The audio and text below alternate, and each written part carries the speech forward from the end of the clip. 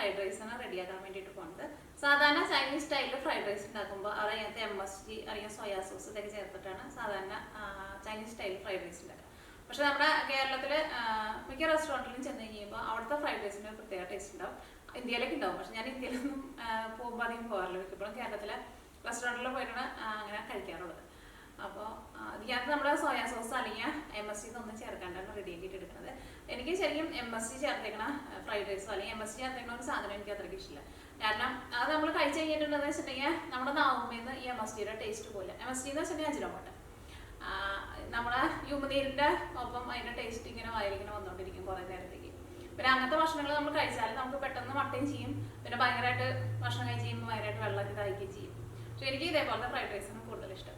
അപ്പോൾ ഇതിലേക്ക് നിങ്ങൾ ഞാൻ പറയുന്ന പോലെ എല്ലാവരും കറക്റ്റ് അളവിൽ ഇടുന്നുണ്ടോ. റൈസൊക്കെ എന്നാലും വേവിച്ചിട്ട് എടുക്കുമ്പോൾ ആ കറക്റ്റ് അളവിലുള്ള വെള്ളം ചേർത്തിട്ട് റൈസ് വേവിച്ചിട്ട് എടുക്കുക. അല്ലെങ്കിൽ റൈസൊക്കെ ആണ്ട് വെന്ത് കുഴഞ്ഞു പോയിട്ടുണ്ടെന്ന് വെച്ചിട്ടുണ്ടെങ്കിൽ നമ്മുടെ ഫ്രൈഡ് റൈസ് കാണാനും ഭംഗി ഉണ്ടാവില്ല, കഴിക്കാനും ടേസ്റ്റ് ഉണ്ടാവില്ല. അപ്പോൾ നമുക്ക് ഒട്ടും സമയം കളയാണ്ട് തന്നെ ഫ്രൈഡ് റൈസ് റെഡി ആക്കിയിട്ട് എടുക്കുക. അപ്പോൾ നിങ്ങൾക്ക് വീഡിയോ ഇഷ്ടമാണെന്ന് വെച്ചിട്ടുണ്ടെങ്കിൽ വീഡിയോയുടെ ഇടയിൽ കമൻറ്റ്സ് ചെയ്യാനും ലൈക്ക് ചെയ്യാനും മറക്കരുത്. കാരണം നിങ്ങളുടെ കമൻറ്റ്സ് ഒക്കെ കാണുമ്പോഴാണ് കൂടുതൽ നല്ല വീഡിയോസുകളൊക്കെ ഇടാനുള്ള ഒരു മോട്ടിവേഷൻ ഉണ്ടാവുക. അപ്പോൾ ഇനി നമുക്ക് നമ്മുടെ ഫ്രൈഡ് റൈസ് റെഡിയാക്കാൻ വേണ്ടിയിട്ട് പോവാം. അപ്പോൾ ഇനി നമുക്ക് ഫ്രൈഡ് റൈസ് റെഡിയാക്കാൻ വേണ്ട സാധനങ്ങൾ എന്തൊക്കെയാണെന്ന് നോക്കാം. അപ്പോൾ ഫസ്റ്റ് നമുക്ക് ഫ്രൈഡ് റൈസ് ഉണ്ടാക്കാനുള്ള അരി വേവിച്ച് വയ്ക്കാം. അത് കഴിഞ്ഞിട്ട് അരി വേവിക്കാൻ വേണ്ടിയിട്ട് വയ്ക്കാം. അത് കഴിഞ്ഞിട്ട് നമുക്ക് ആ സമയം കൊണ്ട് അരി വേവണ സമയം കൊണ്ട് നമുക്ക് ഇതിലേക്കുള്ള വെജിറ്റബിൾസ് കട്ട് ചെയ്തിട്ട് എടുക്കാം. അപ്പോൾ ഞാനിവിടെ 250 ml മെഷറിംഗ് കപ്പിൽ 1 കപ്പ് അരിയാണ് എടുത്തേക്കുന്നത്. ഇത് വേവിച്ചെടുക്കാൻ വേണ്ടിയിട്ട് ഒരു പാത്രത്തിലേക്ക് ഇടാം. ഈ അരി എന്ത് ചെയ്യണമെന്ന് വെച്ചിട്ടുണ്ടെങ്കിൽ ഫസ്റ്റ് നമ്മൾ സാധാരണ കഴുകണ പോലെ നന്നായിട്ട് കഴുകുക. ഈ അരി വേവിച്ചെടുക്കാൻ വേണ്ടിയിട്ട് നമ്മൾ ഈ അരി എടുത്തേക്കണ സെയിം കപ്പ് ഉണ്ടല്ലോ, ഈ സെയിം കപ്പിൽ തന്നെ 1.25 കപ്പ് വെള്ളമാണ് ചേർക്കേണ്ടത്. അപ്പോൾ എൻ്റെ അടുത്ത് 250 ml മെഷറിംഗ് കപ്പും ഉണ്ട്, പിന്നെ 3/4 കപ്പിൻ്റെ മെഷറിംഗ് കപ്പുണ്ട്. അപ്പോൾ ഞാൻ ഇതിനകത്താണ് ഇതിനകത്ത് 1 കപ്പ് എടുക്കും, ഇതിനകത്ത് 3/4 കപ്പ് എടുക്കും. അല്ലെങ്കിൽ ഇതിനകത്ത് തന്നെ 1 കപ്പ് എടുത്തിട്ട് പിന്നെ ഈ സെയിം കപ്പിൽ തന്നെ 3/4 കപ്പ് വെള്ളം ചേർത്താൽ മതി. പക്ഷേ 3/4 കപ്പിൻ്റെ സെപ്പറേറ്റ് ആയിട്ടുണ്ടെന്ന് വെച്ചിട്ടുണ്ടെങ്കിൽ അങ്ങനെ ചേർത്താൽ അപ്പോൾ നമുക്ക് കറക്റ്റ് വെള്ളം കിട്ടില്ല. അതുകൊണ്ടാണ് ഞാൻ അങ്ങനെ കാണിച്ചത്. അപ്പോൾ നമുക്ക് ഫസ്റ്റ് അരി ഞാനൊന്ന് കഴുകി കൊണ്ടിട്ട് കേട്ടോ.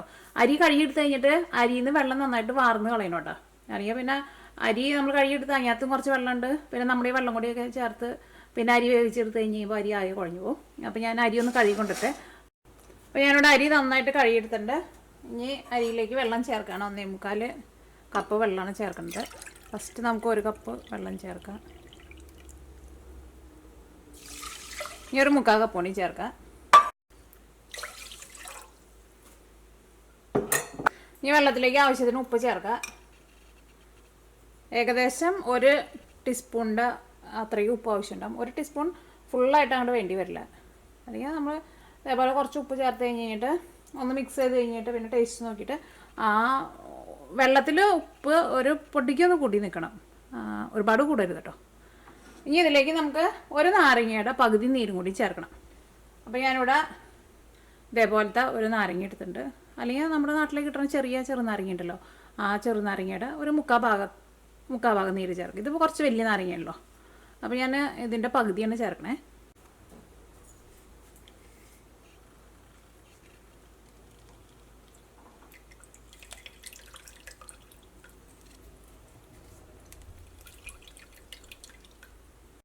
അതേപോലെ അരി വേവിക്കുമ്പോൾ തന്നെ ചേർക്കണം കേട്ടോ നാരങ്ങനീര്. ഇനി വെള്ളം നന്നായിട്ട് തിളച്ച് കഴിഞ്ഞ് കഴിയുമ്പോൾ ഞാൻ മൂടിയേക്കിട്ട് കേട്ടോ. വെള്ളം നന്നായിട്ട് തിളച്ച് കഴിഞ്ഞ് കഴിയുമ്പോൾ പിന്നെ തീ എന്തോരം കുറച്ച് വയ്ക്കാമോ അത്രയ്ക്കും കുറച്ച് വയ്ക്കാം. അങ്ങനെ ചെറിയ തീയിലിരുന്നിട്ട് വെന്ത് വരണം. അല്ലെങ്കിൽ നമ്മൾ തീ അങ്ങനെ കൂട്ടി വെച്ചിട്ടുണ്ടെങ്കിൽ അതിനകത്തെ വെള്ളം പെട്ടെന്നായിട്ട് വറ്റി പോവും, നമ്മുടെ ചോറ് നമുക്ക് ശരിക്കും വെന്ത് കിട്ടില്ല. അതേപോലെ തന്നെ ഇനി പെട്ടെന്ന് ചോറ് വേവിച്ചിട്ട് എടുക്കാൻ വേണ്ടിയിട്ട് നമ്മളിപ്പോൾ കൂടുതൽ വെള്ളം ചേർത്തിട്ട് തീ നന്നായിട്ട് കൂട്ടി വെച്ചിട്ട് ചോറ് വേവിച്ചിട്ട് എടുത്തിട്ടുണ്ടെന്ന് വെച്ചിട്ടുണ്ടെങ്കിൽ ചോറിൻ്റെ ഉള്ളിലേക്കാണ്ട് വെള്ളം കയറിയിട്ട് ചോറൊക്കെ അങ്ങോട്ട് ആകെ കുഴഞ്ഞ പോലെയാവും. അപ്പോൾ കറക്റ്റ് ഇത്രയ്ക്ക് വെള്ളം ചേർത്താൽ മതി. അപ്പോൾ നിങ്ങൾ വെക്കുമ്പോൾ ഏറ്റവും വലിയ ബർണറിൽ വെക്കണ്ട, ഒരു മീഡിയം ബർണറിൽ വയ്ക്കുക. എന്നിട്ട് തിളച്ച് കഴിഞ്ഞ് കഴിയുമ്പോൾ തീ എന്തോരം കുറച്ച് വയ്ക്കാമോ അത്രയ്ക്ക് കുറച്ച് വയ്ക്കുക. അങ്ങനെ ഒരു 10 മിനിറ്റ് ഒരു ചെറിയ തീയിലിരുന്നിട്ട് ചോറ് വെന്ത് വരണം. പിന്നെ നമ്മളങ്ങനെ ഇടയ്ക്കിടയ്ക്ക് തുറന്നു നോക്കാൻ വേണ്ടിയിട്ട് പോകണ്ട കേട്ടോ. അപ്പോൾ അതിൻ്റെ ആവിക്ക് പുറത്തേക്ക് പോലോ. തീ നന്നായിട്ട് കുറച്ച് വെച്ചാൽ മതി, അപ്പോൾ ചോറ് അടിയിലും പിടിക്കുകയും ചെയ്യില്ല. അപ്പോൾ തിളയ്ക്കാൻ വേണ്ടിയിട്ട് നമുക്ക് വെയിറ്റ് ചെയ്യാം. അപ്പോൾ നമ്മുടെ ഇതിനകത്ത് വെള്ളം നന്നായിട്ട് തിളച്ചിട്ടുണ്ട്. ഇനി ഞാനിവിടെ തീ എന്തോരം കുറച്ച് വയ്ക്കാമോ അത്രയ്ക്ക് കുറച്ച് വയ്ക്കാം. ഫ്രൈഡ് റൈസിലേക്ക് ചേർക്കാൻ വേണ്ട സാധനങ്ങൾ എന്തൊക്കെയാണെന്ന് നോക്കാം. അപ്പോൾ ഞാനിവിടെ ഇത്രയ്ക്ക് ഉള്ള ക്യാപ്സിക്കമാണ് എടുത്തേക്കുന്നത്. ഒരുപാട് ക്യാപ്സിക്കം ചേർക്കണ്ട. ഇതിപ്പോൾ നമ്മളിപ്പോൾ 1 കപ്പ് റൈസല്ലേ എടുത്തിട്ടുള്ളൂ. അപ്പോൾ ഇത്രയ്ക്കുള്ള ക്യാപ്സിക്കം ഇതെല്ലാം നല്ല പൊടി പൊടിയായിട്ട് കട്ട് ചെയ്തിട്ട് എടുക്കണം. നല്ല നിരുന്നിനെ കട്ട് ചെയ്തിട്ട് എടുക്കണം കേട്ടോ. പിന്നെ ബീൻസ് ഇത്രയ്ക്ക് എടുത്തിട്ടുണ്ട്. കാരണം എല്ലാവരും കുറേശ്ശെ ചേർത്താൽ മതി, ഒരുപാട് അങ്ങോട്ട് ചേർക്കണ്ട. ഇത്രയ്ക്ക് ബീൻസ് എടുത്തിട്ടുണ്ട്. പിന്നെ ഇതേപോലത്തെ ഒരു കഷ്ണം ക്യാരറ്റ് എടുത്തിട്ടുണ്ട്. പിന്നെ സവോള, ഇതിപ്പോൾ ഒരു സവോളയുടെ പകുതി ഉണ്ട്. ഈ സവോളയുടെ പകുതി ഞാൻ എടുക്കണില്ല, കാരണം ഒരുപാട് സവോള ചേർക്കണ്ട. ഈ സവോളയുടെ ഇതിൻ്റെ ഒരു പകുതിയാണ് എടുത്തേക്കുന്നത്. അപ്പോൾ ഒരു മീഡിയം സവോളയെന്ന് വെച്ചിട്ടുണ്ടെങ്കിൽ ആ സവോളയുടെ ഒരു 1/4 ഭാഗം എടുക്കുക. പിന്നെ ഞാനിവിടെ ഒരു ചെറിയ പച്ചമുളക് എടുത്തിട്ടുണ്ട്. പിന്നെ കുറച്ച് മല്ലിയില വേണം. ഈ നിങ്ങളുടെ അടുത്ത് സ്പ്രിംഗ് ഓണിയൻ ഉണ്ടെന്ന് വെച്ചിട്ടുണ്ടെങ്കിൽ അതും കൂടിയിട്ട് ചേർക്കുക.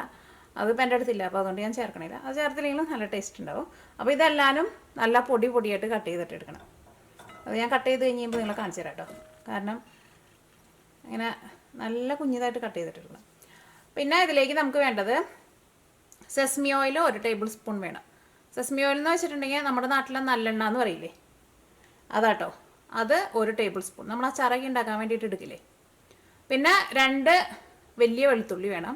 നമ്മുടെ നാടൻ വെളുത്തുള്ളിയൊക്കെയാണെന്ന് വെച്ചിട്ടുണ്ടെങ്കിൽ ചെറിയ വെളുത്തുള്ളി ആയിരിക്കുമല്ലോ, അത് ഒരു 4 വെളുത്തുള്ളി എടുക്കുക. വെളുത്തുള്ളി ഒന്ന് ചതച്ചിട്ട് എടുക്കണം. അത് നമ്മൾ ഈ നല്ലെണ്ണയിൽ ഇട്ടിട്ട് നന്നായിട്ടൊന്ന് ചൂടാക്കും. അപ്പോൾ നല്ലെണ്ണയ്ക്ക് നല്ലൊരു ഫ്ലേവർ കിട്ടും. അപ്പോൾ നല്ലെണ്ണ ഒരുപാട് ചേർക്കരുത്, 1 ടേബിൾ സ്പൂൺ മാത്രം ചേർത്താൽ മതി. പിന്നെ നമ്മൾ എക്സ്ട്രാ 2 ടേബിൾ സ്പൂൺ നെയ്യും കൂടി ചേർക്കും. ഇനിയിപ്പോൾ നിങ്ങളുടെ അടുത്ത് നെയ്യില്ലാന്ന് വെച്ചിട്ടുണ്ടെങ്കിൽ ബട്ടർ ചേർത്താലും കുഴപ്പമില്ല. പിന്നെ ഒരു 2 നുള്ളു പഞ്ചസാര. പിന്നെ നമ്മൾ വെജിറ്റബിൾസ് വേവിച്ചിട്ട് എടുക്കുന്ന സമയത്ത് അതിലേക്ക് നമുക്ക് ആവശ്യത്തിന് ഉപ്പ്. പിന്നെ മുട്ട കടിക്കണവരാന്ന് വെച്ചിട്ടുണ്ടെങ്കിൽ ഞാനിതിലേക്ക് 2 മുട്ടയും കൂടിയും ചേർക്കുന്നുണ്ട്. അപ്പോൾ വെജിറ്റേറിയൻകാരെന്ന് വെച്ചിട്ടുണ്ടെങ്കിൽ ആ മുട്ട ചേർക്കുന്നത് അങ്ങോട്ട് മാറ്റിക്കും, മുട്ട ചേർക്കണ്ട. അപ്പോൾ ഇത്രയും സാധനങ്ങളാണ് നമുക്കിത് റെഡിയാക്കാൻ വേണ്ടിയിട്ട് വേണ്ടത്. ഇനി നമ്മൾ ഉണ്ടാക്കാൻ വേണ്ടിയിട്ട് പോകുമ്പോൾ നിങ്ങൾക്ക് കുറച്ചും കൂടി ഡീറ്റെയിൽ ആയിട്ട് മനസ്സിലാവും. അപ്പോൾ ഞാൻ ഈ പച്ചക്കറികളെല്ലാവരും നല്ല പൊടിയായിട്ട് കട്ട് ചെയ്തിട്ട് എടുക്കട്ടെ കേട്ടോ. അപ്പോൾ നമ്മുടെ റൈസ് അവിടെ ഇരുന്ന് വേവാൻ വേണ്ടിയിട്ട് വെച്ചേക്കാണ്. ഇടയ്ക്കിടയ്ക്ക് തുറന്ന് നോക്കണ്ട കേട്ടോ. ഒരു 10 മിനിറ്റ് എങ്ങനെയും എടുക്കും വേവാൻ വേണ്ടിയിട്ട്.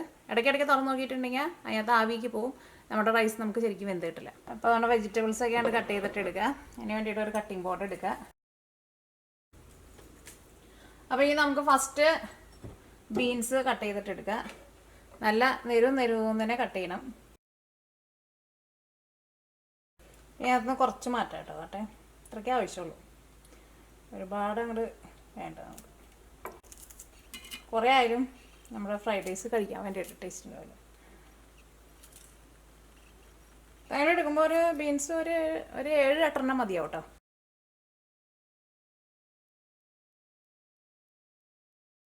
ക്യാരറ്റ് ഞാൻ ഇത്രയ്ക്കാണ് എടുക്കണത്. അതിനകത്ത് നിന്ന് ഇത്രയ്ക്കാണ്ട് മാറ്റി വയ്ക്കുന്നുണ്ട്.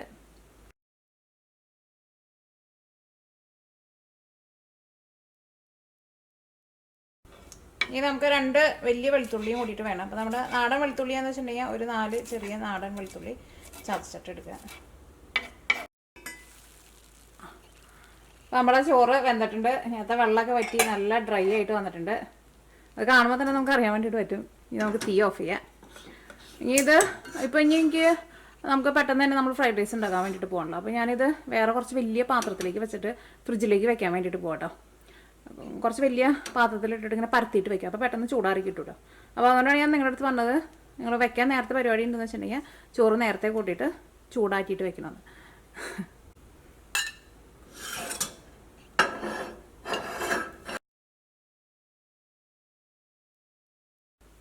ഈ ചോറ് ഞാൻ ഫ്രിഡ്ജിലേക്ക് അല്ലെങ്കിൽ ഫ്രീസറിലേക്ക് വെക്കുക. പെട്ടെന്ന് നമുക്കൊന്ന് തണുപ്പിച്ചിട്ട് എടുക്കണം. ഞാനിവിടെ 2 വെളുത്തുള്ളി എടുത്തിട്ടുണ്ട്.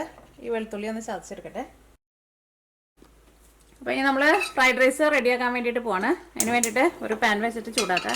എടുക്കുമ്പോൾ കുറച്ച് നല്ല കട്ടിയുള്ള പാൻ എടുക്കണം കേട്ടോ. നമ്മുടെ പാൻ നന്നായിട്ട് ചൂടായിട്ടുണ്ട്. ഇതിലേക്ക് ഞാനിവിടെ 1 ടേബിൾ സ്പൂൺ സെസ്മി ഓയിൽ ചേർക്കാൻ വേണ്ടിയിട്ട് പോവാണ്. 1 ടേബിൾ സ്പൂണിൽ ഒട്ടും കൂടുതൽ ചേർക്കരുത് കേട്ടോ. ഇതിലേക്ക് നമ്മൾ ആ ചതച്ച് വെച്ചേക്കണ 2 വലിയ വെളുത്തുള്ളി ഉണ്ടല്ലോ, ആ വെളുത്തുള്ളി ഇതിലേക്ക് ചേർക്കുക. ഈ വെളുത്തുള്ളി ഇതിനകത്ത് കിടന്നിട്ട് മുരിഞ്ഞിട്ട് നല്ലൊരു ഗോൾഡൻ കളർ ആവട്ടെ. അപ്പോൾ നമ്മുടെ നല്ലെണ്ണയ്ക്ക് നല്ലൊരു ഫ്ലേവർ കിട്ടും. പിന്നെ നല്ലെണ്ണ നന്നായിട്ട് ചൂടായി കഴിഞ്ഞ് കഴിയുമ്പോൾ ആ നല്ലെണ്ണയുടെ ഒരു കുത്തുണ്ടല്ലോ, ആ കുത്ത് പോവുകയും ചെയ്യും കേട്ടോ. അപ്പോൾ എണ്ണ നന്നായിട്ട് ചൂടാവണം. ചെറുതായിട്ടിങ്ങനെ ഒരു പുക പോലെ വരില്ല, അങ്ങനെ വന്നോട്ടെ, കുഴപ്പമില്ല.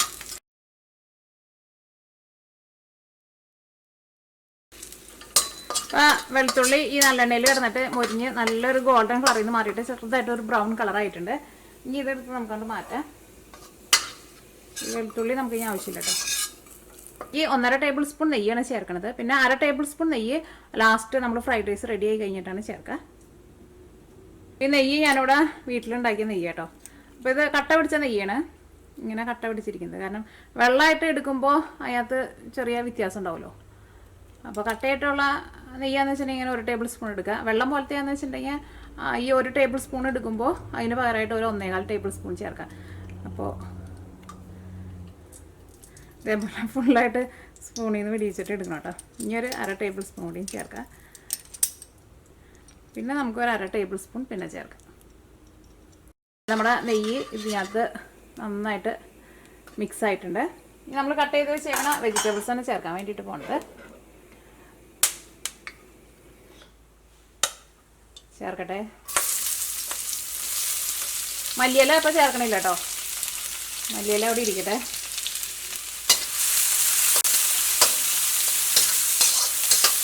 ഇത് നന്നായിട്ട് കൂട്ടി വയ്ക്കുക. മൂടിയൊന്നും വെക്കരുത് കേട്ടോ. അതേപോലെ തുറന്ന് വെച്ചിട്ട് നന്നായിട്ടൊന്ന് മിക്സ് ചെയ്ത് കൊടുക്കുക. അപ്പോൾ ഈ വെജിറ്റബിൾസൊക്കെ ചെറുതായിട്ടൊരു കഞ്ചി പോലെ ചെറുതായിട്ടൊന്ന് മുരിഞ്ഞ പോലെ വരും. ഇതിൻ്റെ കളർ ഒട്ടും മാറുകയും ചെയ്യരുത്, പ്രത്യേകം ശ്രദ്ധിക്കുക. ഇതിലേക്ക് നമുക്ക് ആവശ്യത്തിന് ഉപ്പ് ചേർക്കാം. ഞാനിതിലേക്ക് ഒരു 2 നുള്ള പഞ്ചസാരയും കൂടിയിട്ട് ചേർക്കണുണ്ട് കേട്ടോ.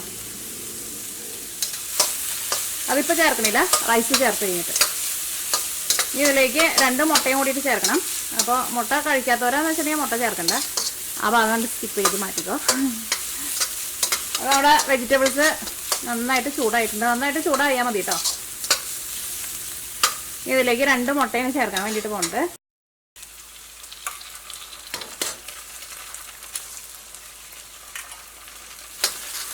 ഇത് നന്നായിട്ട് കൂട്ടി വെച്ചിട്ട് മിക്സ് ചെയ്യുക.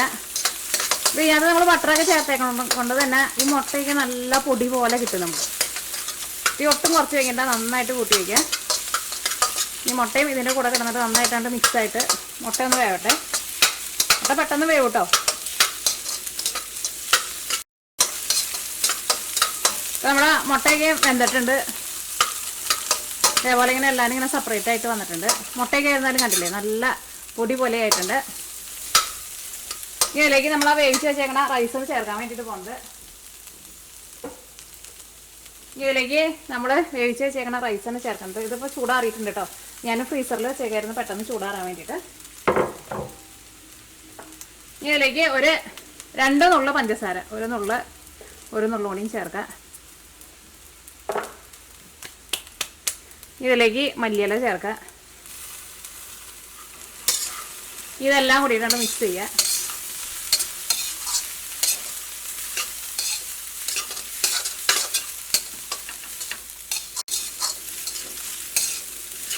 ഇതിലേക്ക് നമുക്ക് 1/2 ടേബിൾ സ്പൂൺ നെയ്യും കൂടിയും ചേർക്കാനുണ്ട്. നിങ്ങൾ ഇതിൻ്റെ ടേസ്റ്റ് നോക്കിയിട്ട് ഉപ്പ് കുറവുണ്ടെന്ന് വെച്ചിട്ടുണ്ടെങ്കിൽ ഉപ്പ് ചേർക്കാം.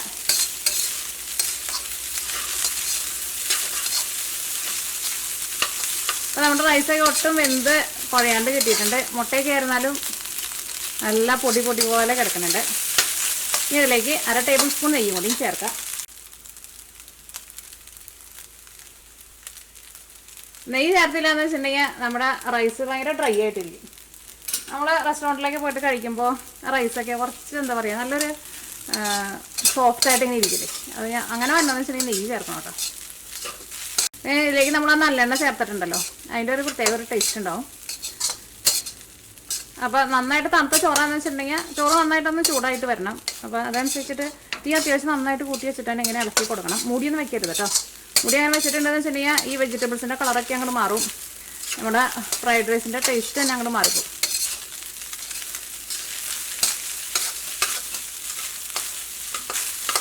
ഈ നന്നായിട്ട് കൂട്ടി വെച്ചിട്ട് ഇതേപോലെ നന്നായിട്ടൊന്ന് ഇളക്കി കൊടുക്കുക. അത് നമ്മളിപ്പോൾ അത്യാവശ്യം നന്നായിട്ട് നെയ്യൊക്കെ ചേർത്തിട്ടുണ്ടല്ലോ, അതുകൊണ്ട് തന്നെ അടിയിൽ പിടിക്കില്ല. ഞാൻ ടേസ്റ്റ് നോട്ടോ.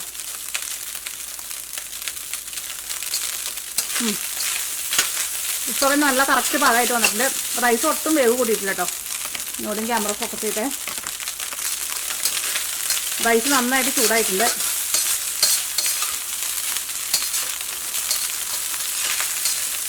ഒരിങ്ങനെ പൊരിഞ്ഞ സൗണ്ട് പോലെ വരുന്നില്ലേ, അതേപോലെ നന്നായിട്ട് അങ്ങോട്ട് ചൂടാവണം. അപ്പോൾ നമ്മുടെ ഫ്രൈഡ് റൈസിൻ്റെ ശരിക്കുള്ള ടേസ്റ്റ് കിട്ടുള്ളൂ. ഇനി നമുക്ക് തീ ഓഫ് ചെയ്യാം. അപ്പോൾ നമ്മുടെ റെസ്റ്റോറൻറ്റിലേക്ക് കിട്ടുന്ന കേരള സ്റ്റൈലിലുള്ള ഫ്രൈഡ് റൈസ് റെഡി ആയിട്ടുണ്ട്. അപ്പോൾ ഇതിനകത്ത് നമ്മൾ സോയാ സോസ് ഒന്നും ചേർക്കണില്ല. സോയാ സോസ് ഒന്നും ചേർക്കാണ്ട് തന്നെ നമ്മുടെ ഫ്രൈഡ് റൈസിന് നല്ല ടേസ്റ്റ് ആയിരിക്കും. അപ്പോൾ ചോറ് ചേർത്ത് കഴിഞ്ഞിട്ട് ഇതേപോലെ നന്നായിട്ട് ഇങ്ങനെ മിക്സ് ചെയ്തിട്ട് എടുക്കണം. ഇങ്ങനെ നന്നായിട്ട് ഇങ്ങനെ ഒരു മൊരിയണ സൗണ്ട് വരണം. അപ്പോഴായിരിക്കും ആ റൈസിലേക്ക് ഒക്കെയാണ്ട് നല്ല ടേസ്റ്റായിട്ട് കിട്ടുക. പിന്നെ റൈസ് ആയിരുന്നാലും നന്നായിട്ട് ചൂടായിട്ട് വരാം. അപ്പോൾ നമ്മുടെ ഫ്രൈഡ് റൈസ് റെഡി ആയിട്ടുണ്ട്. അപ്പോൾ നമ്മുടെ കേരള സ്റ്റൈലിലുള്ള ഫ്രൈഡ് റൈസ് റെഡി ആയിട്ടുണ്ട്. ഇത് നമുക്ക് ചൂടോട് കൂടി തന്നെ ഒരു ചെറിയ പ്ലേറ്റിലേക്ക് പകർത്താം.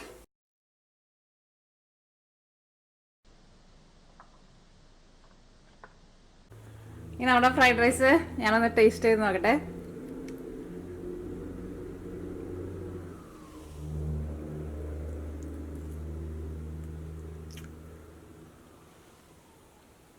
ഇങ്ങനത്തെ ഈ റൈസൊക്കെ ഉണ്ടല്ലോ നല്ല കറക്റ്റ് പാകണം. ഒട്ടും വെന്ത് കുഴഞ്ഞു പോയിട്ടില്ല. ഇങ്ങനെ വെന്ത് കുഴഞ്ഞ പോലെയല്ല, നമ്മൾക്കിങ്ങനെ കടിക്കുമ്പോൾ ചെറുതായിട്ട് ഇങ്ങനെ ഒന്ന് കടിക്കാൻ വേണ്ടിയിട്ട് കിട്ടും. കറക്റ്റ് പാകമാണ് റൈസ്. പിന്നെ വെജിറ്റബിൾസൊക്കെ ആയിരുന്നാലും വെന്തും കുഴഞ്ഞു പോയിട്ടില്ല, അതും ഇങ്ങനെ ചെറുതായിട്ടൊന്ന് കടിക്കുന്നുണ്ട് അതിൻ്റെ കൂടെ. പിന്നെ നമ്മൾ ആ സെസ്മി ഓയിൽ ചേർത്തതിൻ്റെ ഒരു നല്ലൊരു ഫ്ലേവറും കിട്ടിയിട്ടുണ്ട്. വെജിറ്റബിൾസൊന്നും നിങ്ങൾ ഒരുപാട് നേരം ഇട്ടിട്ട് വേവിക്കരുത് കേട്ടോ. പിന്നെ നമ്മൾ നെയ്യൊക്കെ ചേർത്തേക്കണത് കൊണ്ട് തന്നെ റൈസൊക്കെ ആയിരുന്നാലും നല്ല സോഫ്റ്റായിട്ടിരിക്കുന്നുണ്ട്. അല്ലെങ്കിൽ നമ്മൾ നെയ്യൊന്നും ചേർത്തില്ല എന്ന് വെച്ചിട്ടുണ്ടെങ്കിൽ റൈസ് അത്രയ്ക്കാണ്ട് സോഫ്റ്റായിട്ടിരിക്കില്ലല്ലോ. ഒന്നുകൂടി കഴിച്ചോട്ടെ.